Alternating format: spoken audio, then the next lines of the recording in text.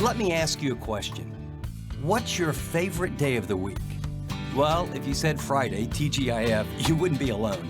It seems like so many people are working for the weekend that there doesn't seem to be that much joy or satisfaction in the actual work itself. You know, if you're thankful for the paycheck, but you're just tired and bored of the job, God has a word for you today. Stay with me.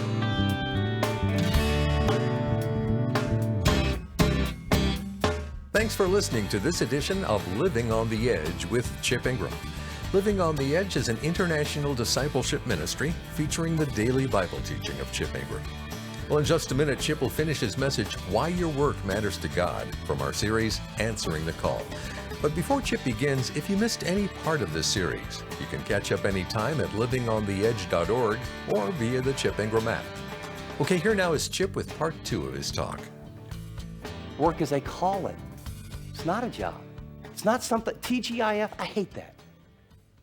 I don't think God, I think God, you know what? TGIM, TGIT, TGIW, TGITH, TGIF, TGISAT, TGISUN. That's life. That's what I want. I'm going to thank God for every day of every moment. And what's Moses say? The very last psalm he writes, he's buried, a couple million people. He's seen the sea part. He's seen the cloud by day and the fire by night. He's gone and met the face of God 40 days and 40 nights without water, without food. He's been held in the cleft of the rock. And what's he say? The very last words of the very last psalm in Psalm 90. Oh God. He says, first give us wisdom that we might present our days rightly to you. And then he says what? Establish the work of our hands. Make significant the mundane, everyday stuff where we get our hands dirty and where life is answering emails and voicemails and changing diapers and cutting grass and writing out invoices and paying them. Establish the work of our hands.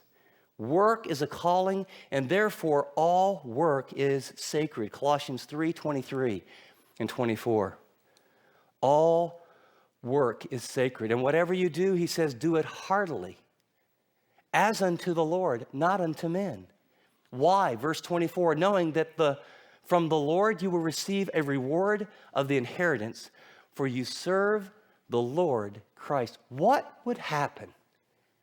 I mean, you talk about bang our view of work. What would happen if you actually, as you get up and go out to work and sit in your car, and your CEO and boss became Jesus 24/7? What if you turned in reports that you were going to turn into Jesus? What if you filled out expense accounts and you turned them into Jesus? What if how your company was run, you would say, chairman of the board of directors, who sees everything, knows everything, both that which is visible and motives of the heart, how do you think this is going? Wow. I mean, everything from framing houses to putting in plumbing to creating software to cutting deals to international travel. What a difference it would make if we understood work is a calling and all work is sacred. The word means holy. Cleaning the garage can be sacred. Everything you do of every moment of every day can be and is called to be an act of worship in a fallen world. But most of us unconsciously have bought into, at least if not, at the conscious level, it's just a necessary evil. Get this done. It doesn't have anything. We compartmentalize. This is work. This is family. This is God. This is money. This is future. And we put it all and somehow don't realize it's a whole. Whatever you do, I'm not sure, but I think that includes everything. Whatever you do it heartily. I mean, with enthusiasm, with sincerity, as an act of worship unto the Lord. Notice then, our work is to flow from God's unique design and purpose for our lives. It's not about what, quote, you think will make you happy, and it's not about how much money it can make or not make. Because what we know is we all choose things and have chosen things we thought would make us happy, only to find it didn't. And there's lots of people that are making lots of money that would trade it for a meaningful life.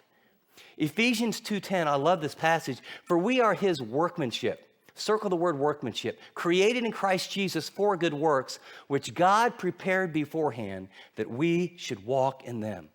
Our work should flow. This is the ideal. God's heart, God's purpose is it should flow from the unique design, the unique contribution. You are his workmanship. The word can be used in Greek for a poem. It was used for a tapestry. It was used for a work of art that was uniquely created. You are God's masterpiece, if you will, uniquely created with just a set of hues and colors. You are designed to do a certain thing that he preordained before the foundations of the earth, that you should walk in them, these good deeds, these good things. So instead of, Sunday is when I'm holy, and maybe in the mornings I meet with God, and then maybe I go back to church one other time, the reformers talked about living before the face of God 24/7. Life is a living sacrifice. Your work is your primary area of ministry. Have you ever thought of it that way? What you do unto the Lord. But you discover what to do by discovering, what did God make me to do? That's a different question than, quote, what I think will make me happy, or, quote, what will help me make the most money. I work with a lady that is the most phenomenal assistant I've ever seen. But she has this worldview, and she'll say something like, well, this. I'm just a secretary. I'm just a secretary. Her dad was a very, very, very powerful man, and went through sort of some difficult times, and to him, money and success and power. And so these were people up here, and she went to school and got her nursing degree and had problems and had fractures in her feet from walking the halls, and she couldn't do it, so I guess I'm back to being a secretary. I said, now let me get this straight. You've organized my whole life.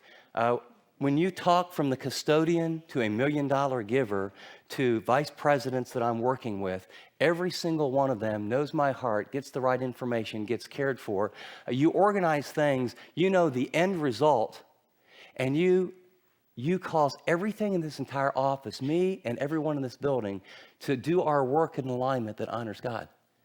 Now, I got news for you. I like to teach the Bible. I am administratively challenged like you cannot believe. My wife's sanctification is off the charts simply by living with me. I mean, she does. She goes, you know what, Chip? I guess if there's extremes over here, there's extremes over here. She said, you don't even understand what it takes to run a house, You just don't get it. And part of my learning to love my wife is figuring that out and doing stuff that I have no idea. I have no idea why it means I love you to her, but I thought, hey, she says it means I love you, I'm going to learn how to do it. But my point is, often the thing that you're most gifted at, you can't see because it doesn't even seem like anything because you were made to do it. When I opened the Bible, early on, I was a Christian less than a year. I remember opening the Bible at a parachurch training program. And I didn't have any training, but I opened the Bible and we were supposed to study a little bit, and just the key words kind of came off the text. I made a little bit of an outline. You could give me a passage and put 5,000 people in an arena and give me 15 minutes. God would give me a good message for them. Now, part of that would be because I've studied a lot. But all I can tell you is I can't believe I get paid for what I do. To open the Bible and study it and get resources and then think about where people's needs are, and then I sit quietly and I pray, and like you, I don't always get the flashcards. There's been times where, one of the most amazing series I ever did, I put my feet up on the desk and thought, God, what do people really need to hear? Bang, bang, bang, bang, bang. He just gave me the outline I wrote on the back of an envelope. It became a 5-part series. Now, I'm not going to tell you it's all like that. And there's parts that are real challenge. That's gift, people. That's just sheer gift. God just deposited that in me, like he's deposited something in you. But in the church, we make those kind of people. I didn't ask for that. And it brings a lot of hassles too, by the way. I didn't ask for that. He just deposited in me because that's his unique design for me before the foundations of the earth. I'm his workmanship that I should walk in them. But I grew up thinking, you know what? Man, I need to be a professional baseball player. My dad was a great athlete. So, man, I'm playing shortstop and third base and playing summer leagues. And, I had to, my scholarship was in basketball, but I was better in baseball. And I had this time in the middle of college where, I got scouted by the Phillies and I had potential over here. real success and significance was going to be a great athlete. And I liked baseball, but God was working in my life. I had to say, no, I don't know if I could have ever done it or not. Could have given a lot of money to missions now that I see what they're being paid these days. But my point is, your heart can get wrapped up around what parents or people or teachers or everyone else thinks you ought and should do, that down deep in your heart, you don't like to do. You're not made to do. There's a lot of people, you live your whole life as a prisoner thinking someday, some way, if I were free, I would do this. Hey, start doing it now, okay? Wake up call, you're gonna die. I got final authority on this one. All work is sacred. All work is a calling. All work done, whatever. You know what? You don't have to be famous. It doesn't matter if anyone in the world thinks it's a great thing, but if there is incredible joy and gift and pleasure and blessing in you doing something, figure out what that is and spend your life doing it. And as you do it, then you got to figure out a way to pay the bills in the process. But that is a totally different approach than how we view work in our day. The world says you are what you do. Work is your identity. I love this. God says, do what you are. Work is a stewardship. Can you? That's what freedom. He wants you to do what you are. Well, what are the implications? First, our work is to be done with excellence. We just looked at the passage in Colossians 3. I learned this from a bricklayer who discipled me. His name's Dave Marshall. And after I got through with school, I taught and coached basketball. And in the summers, I would work with Dave. And Dave was a bricklayer. He did foundations and a lot of chimneys and a few brick houses. And it was the hardest work I've ever done in my life. And he had this thing, he thought, it's too much hassle. He had one of those automatic things to mix the mud. He said, we spend more time cleaning the thing out, so let's just do it by hand. Well, I'm the mud mixer. I didn't think it was a great idea. So all summer, I'd take these tongs of bricks and haydite block and put them on all, and you climb up to one platform, and then the scaffolding. And then, and he was fast, so I'm mixing the mud, more, boom, mixing the mud, my back's killing me. And we get this we have this foundation up about 3 or 4 haydite blocks, almost all 3/4 all the way around. And Dave says, grab that thing. I grab it. He gets this level. And I could never learn to use all the machines he did, whether it was right on and I hold this thing down. And I'll never forget. He looked at it. He looked at it like this. And then I'll still remember the picture of those work boots. Boom, boom, boom. I'm going, Dave, what are you doing? Man, what are you doing? He goes, it's out of square.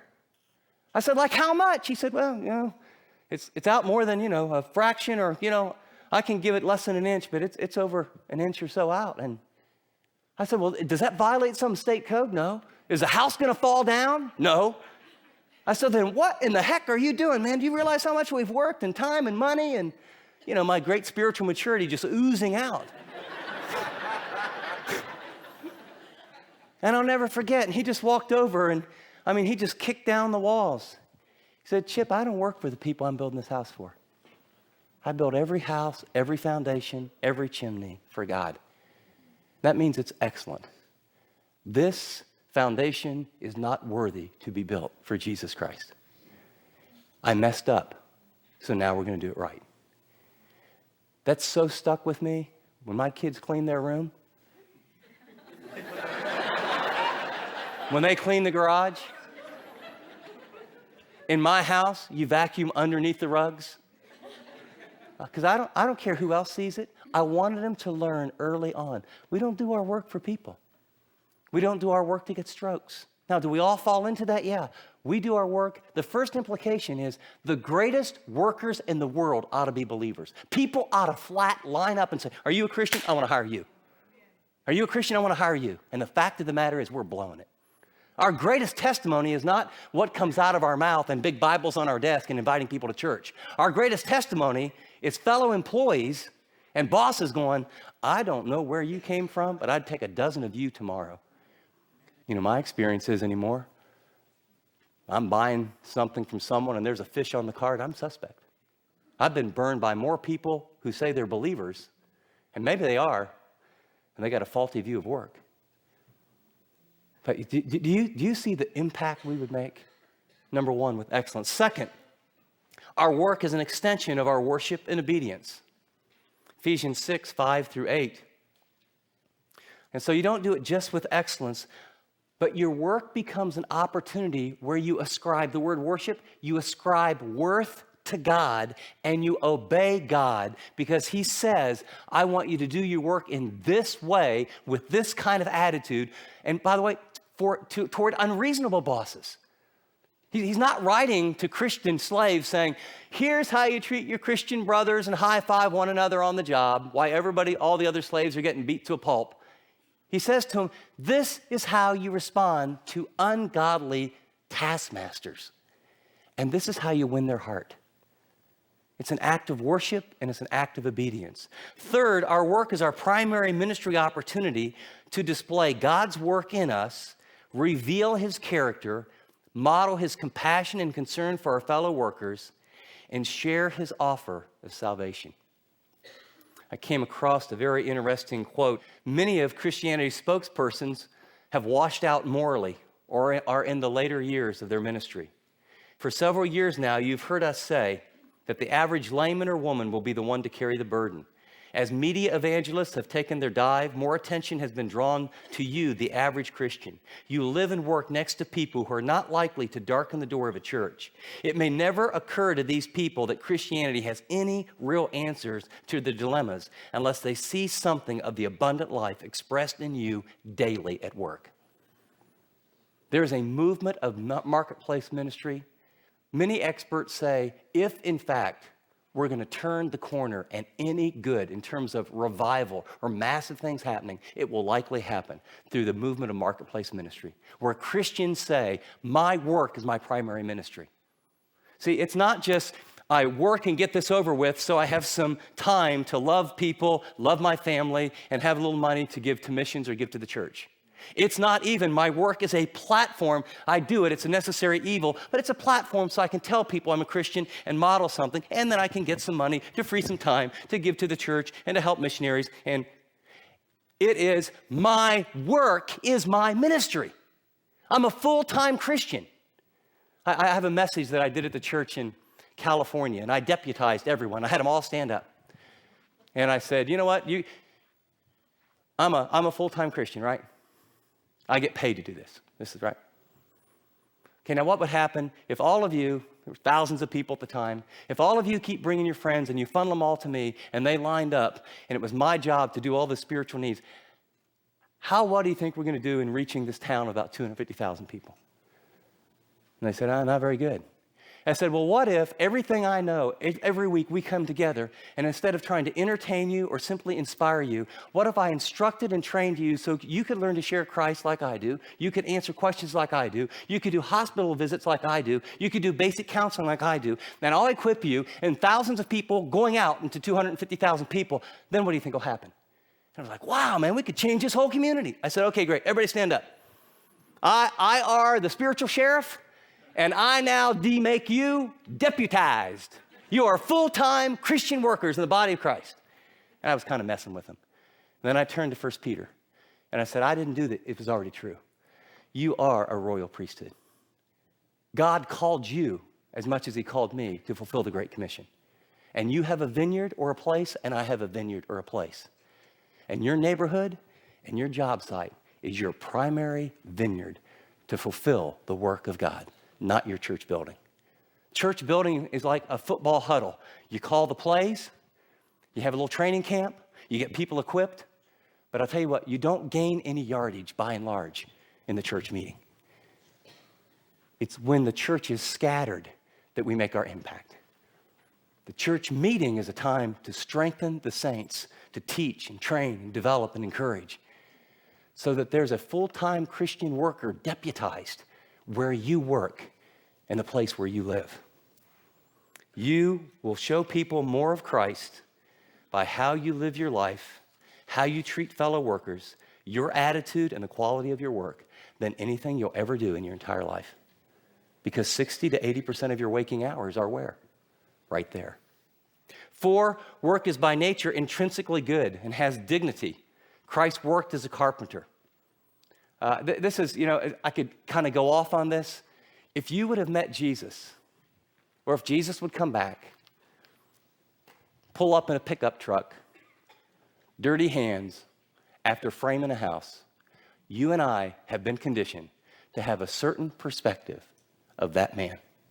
And you would have a lower estimation of the Son of God in a beat-up pickup truck with dirty hands and a couple splinters and an apron that has his hammer and his equipment. Because we have been so seduced by which kinds of work are more valuable and which kinds are not. And it is a totally unbiblical view. And some of our kids are great with their hands, and some of us have made them go to college and get into jobs they hate because somehow our social standing and what people would think of us don't mesh with their either manual, artistic, or musical ability. I remember my son was going to go into full-time music, and I've taught this my whole life, okay? He said, Dad, I'm dropping out of college. What? Dad, I'm dropping out. What? You said, follow your dream. Who did I hear that from? I was just kidding all those people. Son, you got to have a real job. You know. And I prayed about it, got convicted, and I said, son, I want to support you now. The rules are the rules. As long as you're in school, I'm helping doing this. You're a real man now, and this is what you want to do. So, and we came up with a little agreement, and he drove a muffin truck 5 a.m. for I don't know how many months, and traveled all around the country in this little van, and played music in all these churches out in the middle of nowhere, and worked at it. And eventually he came back and said, I don't think I'll ever use this, but I need to open some doors. And, he went over to a college. I'm not sure he went to class much, but he's a pretty smart kid. He's like his mom. So I think he took the tests and, probably got C's or something and just got through it so he could do it. And now he writes music full-time and leads worship full-time, and went through about a 10-year journey where he did what God made him to do. And I came this close to telling him, son, you got to have a real job. Musicians can't make a living. And some of you have artists and musicians, and they're great with their hands. I got a pastor friend, both of his kids. It was like, the kid could just look at an engine and it would go back together. And he just looked at his dad. He goes, I hate school. Dad, I hate school. And so he went 2 years to Phoenix, and he can fix any motorcycle under the sun. Isn't that an okay thing? It's easy to say that, but that's what the Bible teaches. 5th, God's work is the primary means of financially providing for his children, his church, and those in need. You have the 1 Timothy passage that we provide for our household. It's obvious that we're to give financially from what we earn to those who spiritually meet our needs. And then in Ephesians 4:28, it talks about, hey, if you've been stealing, your life changed, don't steal any longer, but now work with your hands so that you can give to those that are in need. So work is a part. It's not evil. It's how God is going to provide for you, your family, the church, and other people in need. 6, work is not a means to significance, but to service and fulfilling our calling. You think I've kind of hammered that one enough? I think so. Jot in your notes, if you will, however, John 6:27. John 6:27. And put a circle around that and make a note to yourself, meditate on this, especially for fellow workaholics. Workaholism is basically demanding that my work demonstrate that I have this performance orientation, that I'm a somebody and I'm significant. And when I work, people love me. When I work, I'm worthwhile. And so I work and work and work and work. I've been there, done that, and actually still struggle with it. John 6:27 says, do not work for the food that perishes, but work for the food that doesn't perish. Doing my work unto the Lord. Luke 9:25 is a parallel passage that says, so what will it profit a man if he gains the whole world and forfeits his soul. And you can work and work and work and work and be super, super successful and come up dead empty. Work was never intended to be a means to significance, but to service and to fulfill the calling that God's given us. Finally, work has lasting and eternal significance as we work in the millennium, Isaiah 65, and receive eternal rewards for how we work. And this is just one of those that I just want to say, this is kind of one of those wild passages, and I just wanted to go like, Isaiah 65, this is, that 1,000-year millennium. Did you ever think, I think sometimes we think that, the afterlife, of course, that is before, the Lord returns and sets up a new heaven and new earth. But I think we get this idea that like eternity or heaven is going to be like sipping iced tea and floating on clouds, and maybe being able to walk through walls. You're going to work. You're going to work. It's going to be a new heaven and a new earth, and you're going to work, and you're going to do stuff, but the curse is gone, and you're going to be creative, and you're going to build, and you're going to subdue, and it's going to be exciting. In fact, in that 1,000-year reign, just read this afternoon, Isaiah 65, 21 and 25. You shall build, you'll plant, you won't labor in vain. That sounds like work, doesn't it? Well, if it's so bad, if it's so evil, and it's going to be a 1,000-year perfect environment, why would God have work? Because the work happens before the fall. Work changes through the fall. And then after things are the way they need to be, work continues. Because God is a worker. He's called us to co-work with him. The fall has changed work. But work now, when everything is offered unto the Lord as an act of worship and service, is your primary ministry. And here's my plea.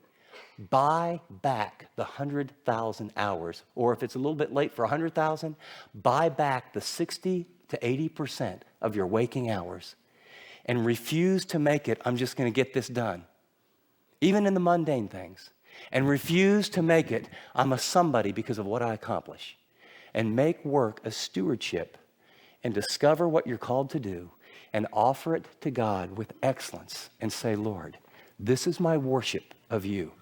I was made to do this for your honor and glory. And don't forget this one, and my joy. My joy. This is not like a sentence to jail. This was like a key to fulfillment. Chip will be right back with his application for this message, Why Your Work Matters to God, from our series, Answering the Call. Are you looking for a job, starting a new career, or just desperate for a fresh perspective on your current employment? Through this 8-part series, Chip unpacks what the Bible has to say about this idea of work and reveals why God intended it to be more than just what we do for a living. Stay with us as we discover how to find genuine enjoyment and fulfillment in our work and bring praise to God through it. To get more plugged in with this series or our many resources, visit livingontheedge.org. That's livingontheedge.org. Well, Chip's with me in studio now to share a quick word before we go any further in today's program. Chip? Thanks, Dave. Have you ever met another Christian and wondered, why aren't I as spiritual as he or she is? Or why doesn't she have more compassion? Or doesn't he feel compelled to be more generous? We as Christians can really get stuck on the comparison trap. To some of us, he gave gifts to speak. To others, he gave gifts to serve. To some, we love the big picture and thinking great ideas and making big things happen. To others, it's out of the limelight to really help people that are in great need. However he wired you, he has a purpose and a plan that fits perfectly for you. Do you know what it is? Well, here at Living on the Edge, we've created a brand new resource called The Real You. It's an online questionnaire designed to provide insight into how God wired you. This is more than spiritual gift test. You'll identify the patterns in which you think, what motivates you, and why teams need someone just like you. It'll take about 20 minutes to complete, and it won't cost you a thing. Then, based on your responses, The Real You will offer suggestions about how you can practically live out God's purpose for your life, whether that's at home, in the office, at church, or in your community. As a Living on the Edge partner, we want you to be the first to access this resource. Head over to therealu.org to learn more. That's therealu.org. Most Christians don't know how to leverage their God-given wiring and experiences for the kingdom. We want to change that. Thanks, Chip. As you can tell, we are really excited about this new resource. We hope The Real You will help you discover who you are and how God made you to think, act, and live. And as Chip said, you can sign up for this free assessment by going to therealyou.org. Or if it's easier, text REAL to 74141. That's the word REAL, R-E-A-L, to 74141. App listeners tap special offers. Well, here again is Chip to share a few final thoughts. As we wrap up today's program, what we're really talking about, in many respects, is our attitude toward work. We have been brainwashed to think that it's evil or just a necessity, or it's just about earning some money and it doesn't really matter what you do. And nothing could be further from the truth. Work is a calling. It's not evil. And that means we do it with excellence. We don't do it just for the pay. We don't do it for a raise. We don't do it to impress other people. But we do it with excellence because God has entrusted me with this work to do. And we do it to an audience of one, and you say, the Lord Jesus is my CEO. I may have a good supervisor or not so good supervisor, but I'm not working for him or her. I want to say that everything I bring today, all that I do today, and whether that's staying at home and diapering a baby, chasing kids, going to the store and feeling like this is never going to end, or whether it's sitting in a corner office and making billion-dollar decisions about what's going to happen with the big tech company. Do you know that God does not see those two jobs, those two roles any differently? It's what he's called different people in different seasons to do. What he looks at is, are you doing it with excellence, and are you doing it unto me? Second, it's a ministry. It's a ministry that when you do what God's made you to do, it's an offering to him. And whether that's making big decisions or whether you feel like it's a small decision about which school your kid should go to, or whether you should volunteer in this class, or what God wants you to do with regard to making the workplace a really positive environment, do you understand that who you rub shoulders with, that people will see Christ in you more at your job site, at your construction site, in the cubicle next to you, who goes out for lunch, who happens to bring coffee and bagels to the rest of the team, who forgives people and models what it looks like to be an excellent, godly, loving worker. Do you understand? That may be the greatest evangelism that ever occurs in your life and through your life. So just let me encourage you to pause and say that, you know what, maybe my job isn't something to get through. Maybe my job is where God has placed me for this season to make a big difference and to do everything I'm called to do at this job as an offering to the living God. I'll tell you what, try that a couple times this week. I mean, just write down on a little card, my attitude today. I do my work in excellence for the Lord Jesus, and this is my ministry. And read that over and just see what God does in you and then through you this week. It might really surprise you. Great challenge, Chip. Thanks. Well, just before we close, I want to thank each of you who's making this program possible through your generous giving. 100% of your gifts are going directly to the ministry to help Christians really live like Christians. Now, if you found this teaching helpful, but you're not yet on the team, would you consider doing that today? To send a gift, go to livingontheedge.org or text DONATE to 74141. It's that easy. Text DONATE to 74141 or visit livingontheedge.org. App listeners, just tap Donate. And let me thank you in advance for doing whatever the Lord leads you to do. Well, for everyone here, this is Dave Drury saying thanks for listening to this edition of Living on the Edge.